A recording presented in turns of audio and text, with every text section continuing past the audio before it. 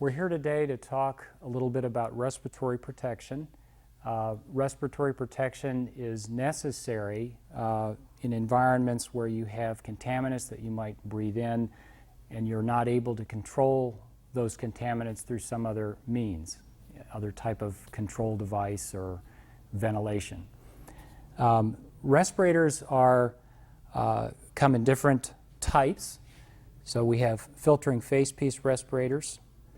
These are commonly referred to as dust masks, and these are good for protecting a low level of particulate or aerosol type of contamination.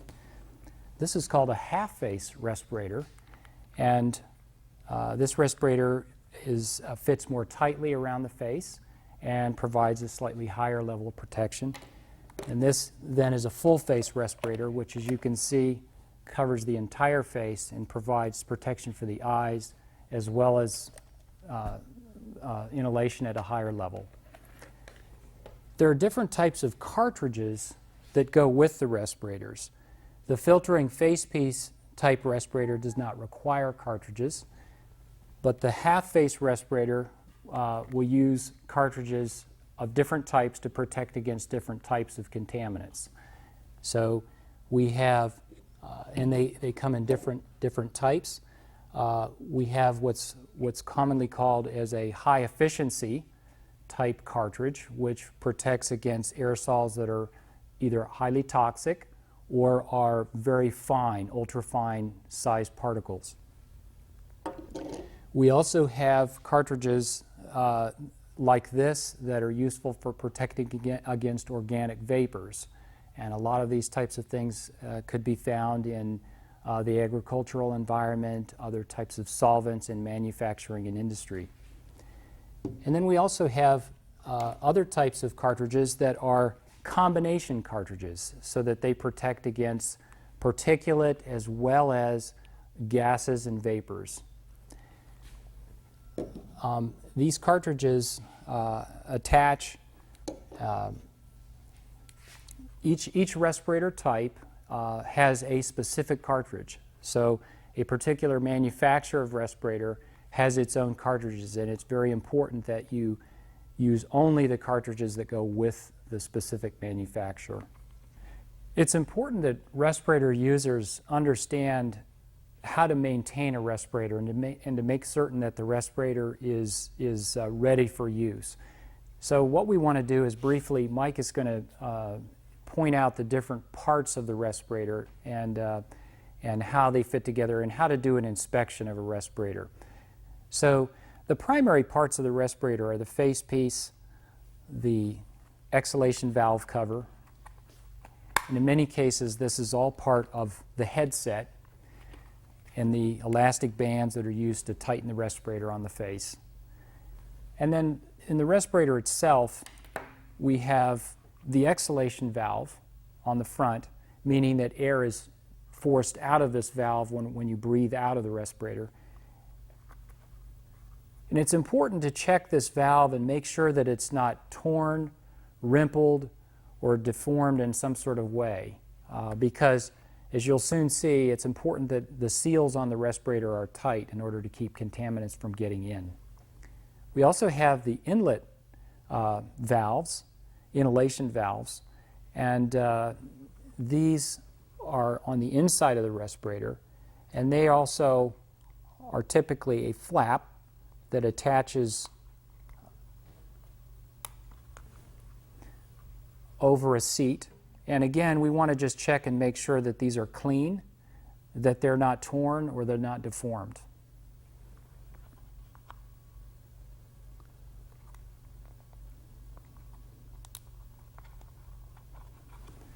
Okay. We're going to put the respirator back together, and Mike's going to put on the cartridges that pertain to the respirator. And again, it's important that the right cartridge is used for protection against the specific agents that you're protecting against.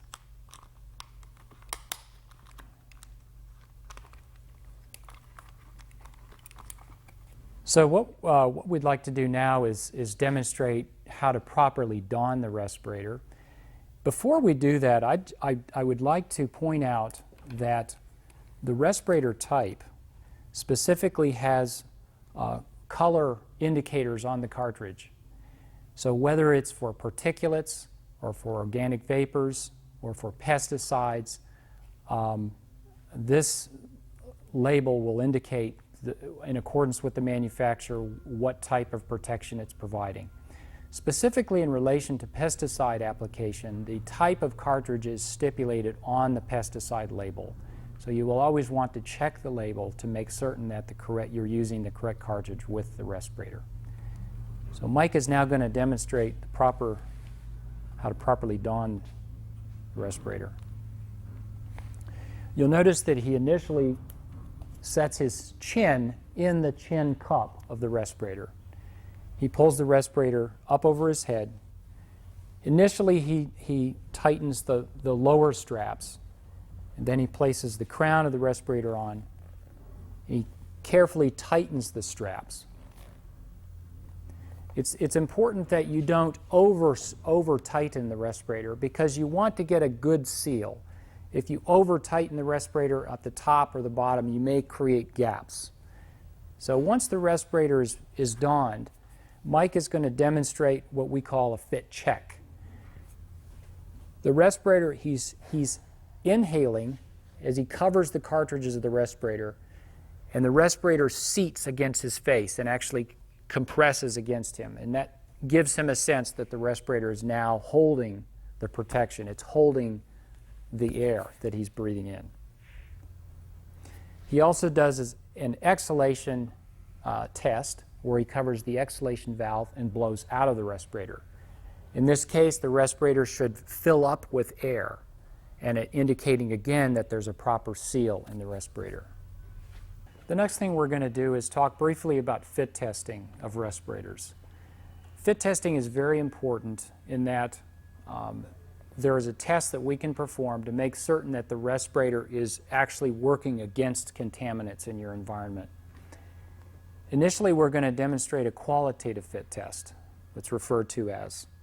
Some of the things that you'll notice in the fit test are a hood, and you'll notice that an aspirator with a specific solution that goes in the aspirator, that's the test solution. There are different types of test solutions. We're going to simply demonstrate the use of the aspirator and show you how the fit test is performed. But there are solutions that are specifically performed in the test, and they each have a different purpose. One is banana oil, one is irritant smoke, one is a saccharin solution, for example, and another form is called Bitrex. We're going to demonstrate the saccharin solution test today. We're also going to maybe demonstrate the irritant smoke test as well. So the first thing we do is Mike will don the hood, and the fit test solution that we're going to now administer is called the sensitivity solution, and this is simply to make certain that Mike can detect the solution. So we're going to aspirate the solution. Yep. When Mike indicates that he has detected the solution, we're going to administer the test. So Mike is now going to re-don the respirator.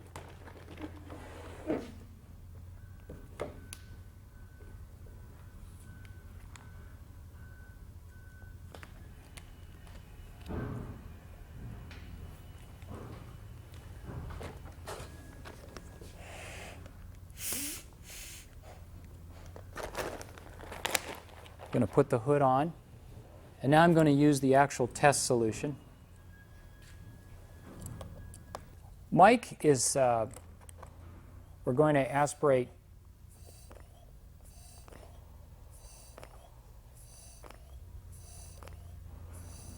several pulses of the solution.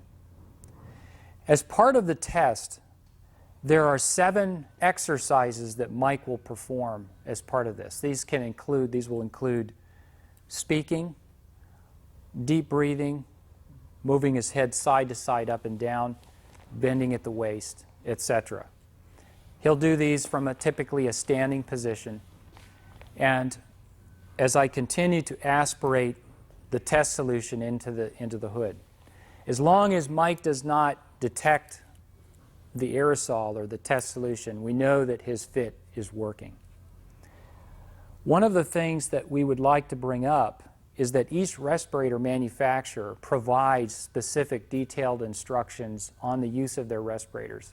They also will provide information on the specific fit tests with the respirator.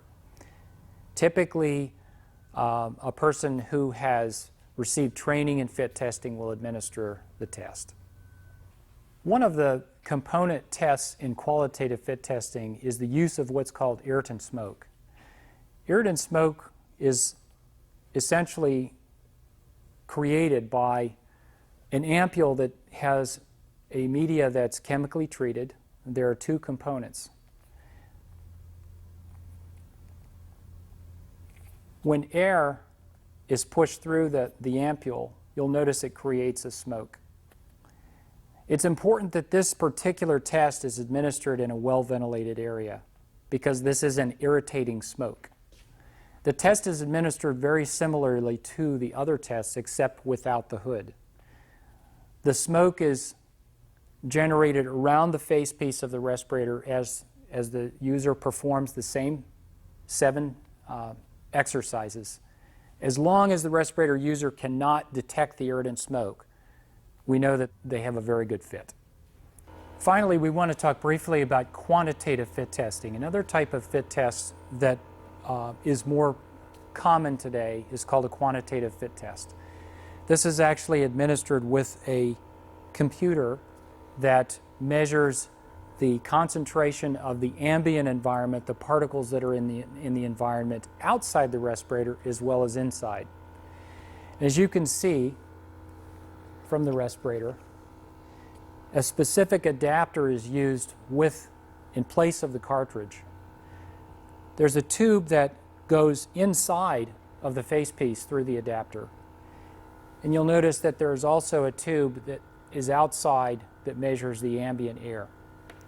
Mike is going to don the respirator in the same way as before.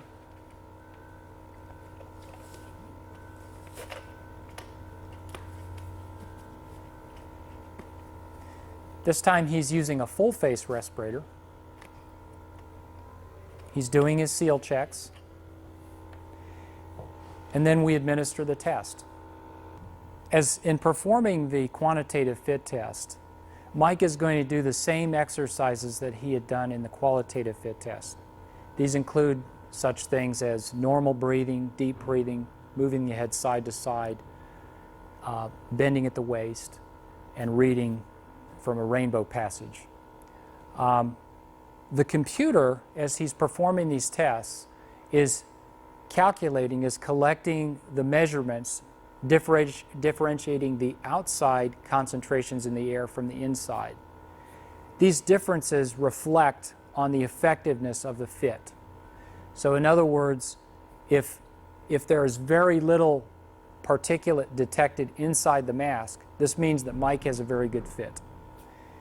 At the end of the test, the computer, through an algorithm, goes through and calculates an overall fit factor.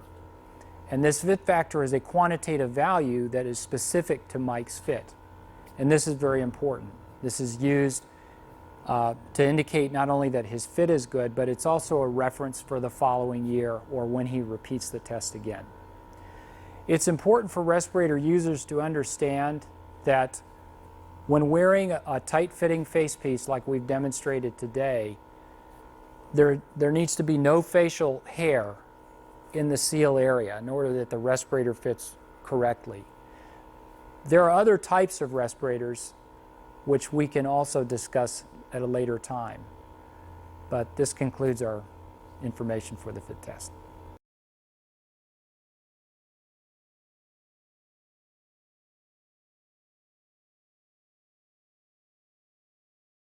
Okay, I would just like to take this time to show you another type of respiratory protection. And these setups here are called a powered air purifying respirator, or PAPR for short, because they are using a powered system to actually filter the air for you, opposed to the tight-fitting mask where you're using your lungs to power and breathe in and pull the air through the filters. These actually do it for you. So here's just a couple types of systems that are set up. They're very simple to use. They're very convenient to use. It's all based on your preference and what you think is going to work best for you. So this first one here, the black hood, the black helmet, is a 3M setup. 3M is the manufacturer. You'll notice that both of these have a belt pack, and that's where the filters are kept. This 3M unit is called a Breathe Easy. It has 3 cartridges. Again, the cartridges are intended for just like the respirator use. They're designed for the same thing, so make sure you have the right cartridge for the right type of work you're going to be doing. These have 3. They screw into the belt pack, and these also come with a belt stored battery, and that's how the unit is powered. I don't have a battery here with me today, but you would click the battery into this plug and attach the battery to your belt also. They have obviously the hose, and this is where the air travels into some type of hood or mask or helmet. Again, this is where your preference will come into play. Some people like this type of helmet. Some people like a hood. It's a little bit more flexible. The advantage of the PAPR is that it's always under what's called positive pressure. So nice filtered, fresh, clean air is being filtered and I guess ventilated or being blown into your hood. Some people think it's nice and clean and fresh, and it keeps you cooler. Some people don't like that. They think it's hot.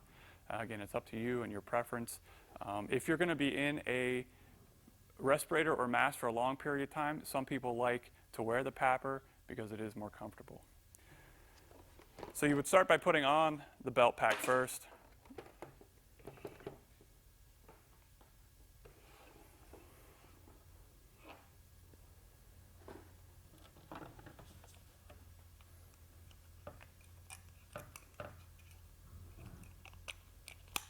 You see it just clicks on there.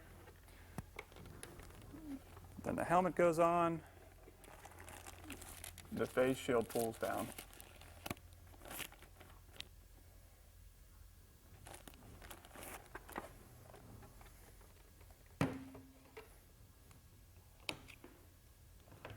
Every manufacturer makes a PAPR. The Costco is another manufacturer. You see that they only have 2 cartridges. The different types accomplish the same thing. Advantage to wearing a PAPR also would be that you can maintain your facial hair. With a tight-fitting respirator that we showed you previously, you would need to be clean-shaven whenever you're wearing the respirator. With these, because they're positive pressure, you can maintain a nice full beard.